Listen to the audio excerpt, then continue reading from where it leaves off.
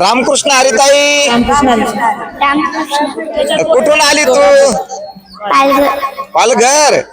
आणि कशा करता आली बरं बाई? वारीला आली. वारीला काय तुझं नाव? आणि तुला या पाण्यामध्ये भीती वाटत नाही का ताई? नाही वाटत. पांडुरंग सांभाळतो का? बर, काय शिकते तू आता? बर, शिकून काय होणार आहे आता? कोण बनणार आहे? कीर्तनकार बनणार आहे का? पोलीस बनणार आहे का? कोण बनणार आहे? अधिकारी कोण? परमार्थ करणार आहे. वा पाच चिमुकलीचे किती मोठे विचार आहेत. एकदा टाळ्या वाजवा ताईसाठी.